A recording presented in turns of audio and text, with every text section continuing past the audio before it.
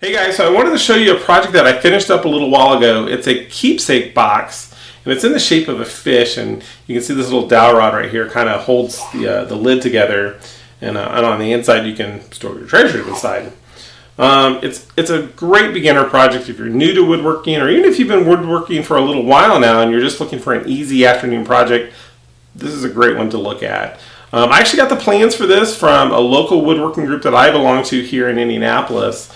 And if you're not involved in a local group, you should really try and check one out. There's lots of good stuff that you can learn from one another, as well as kind of be in community with other guys. And the group that I actually belong to, they make thousands of toys every year. And at the end of the year, they pass them out, right at Christmas time to low-income households. And it's pretty neat what they've been able to do. So anyways, check out the video that I made of how I made this. And as always, you can check out my website at woodlogger.com, where I've got more pictures and detailed information. And I have a template too of what I used to cut this out. So to get started on my fish keepsake box, I used 4 boards. And so what I've got 2 3/4 inch width boards, and I cut these down to 4 3/4 by 6 inches long. And so the 2 3/4 boards will kind of make up the middle of the box. And so what I'll do is I'll drill a hole that goes all the way through. And then I have a sizer planer that I use to sort of trim these boards down. But if you don't have a sizer planer, you don't have to use it. I mean, you can probably get your hands on some 1/2 inch thick boards. I do, so I went ahead and cut mine down so that they would be that width. So I put mine at a 1/2 inch width for the top, and then I put this one as about 1/4 inch for the bottom. And so when it kind of all comes together, you sort of have these 4 boards, and this is sort of your lid, and it flies open. So anyways, I'm going to go ahead and tape these up, and then head over to the bandsaw after that. So for the tape up on this, I just use double stick tape, and one tip on that is don't let it set for too long, or it's almost impossible to take off. Next up, I just cut out the template of my fish, and I'll use double stick tape for that as well, just to kind of hold everything together.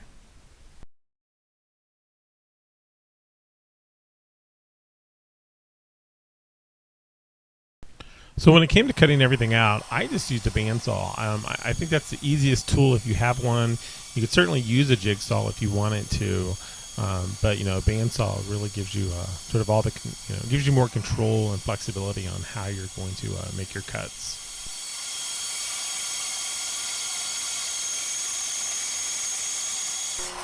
So for cutting the fisheye out, I just used a drill bit that matched the diameter of the dowel rod that I'm going to be using for the fisheye. And then next up was just taking everything apart and pulling this wood apart from the double stick tape. You do have to be a little careful that you don't break one of your boards along one of the grains, especially some of the thinner pieces. But anyways, after I had everything pulled apart, I got my the middle section or the center section, and for the hole that I was going to use, I just used a Forstner bit for that. I used the largest one I have, which is about 2.5 inches. You can use up to 3 inches. I think that'll fit just fine, or you could just use a jigsaw and just cut it out that way as well. Okay guys, so I've got all my fish pieces cut. Now I just need to kind of glue everything up, clamp it, let it dry, and then I'll be ready for the little dowel fisheye to hold the cover on. I'm just going to use some glue.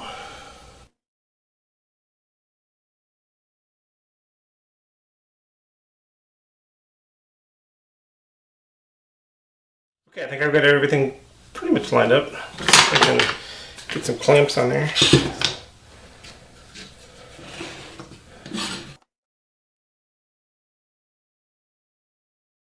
Okay, I've got all my clamps on there. I think I'm going to let it dry for a little bit, and then I'll be ready for the box cover and the little dowel that holds it in. Okay, well, my box should be all dry now. I'm going to go ahead and work on putting the top on. And the top is going to go something like this. Here's my dowel. I'll slide right in there as my fisheye. And all I have to do is just glue it into place. And then you'll be able to open it up. Of course, it'll be a lot tighter when it's on there for good. So I'm going to squeeze some glue in there. And one thing I will do is I'll put some wax paper on the dowel in between the top of this and this, so that if any glue kind of bleeds out a little bit, it'll you know, it won't make the lid stick to the base.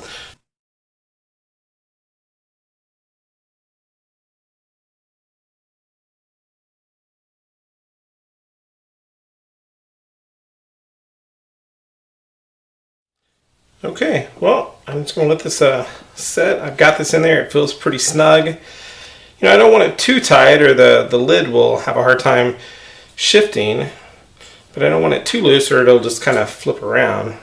But this feels pretty good. So I've got my box all done. My dowel dried for my little fisheye, and now I'm gonna put a layer of finish on it. And I'm using a product called Salad Bowl Finish. I've used it before for some other things, and I was pretty happy with the results. And I'm just gonna repeat that again. I'll just wipe it on and wipe it off.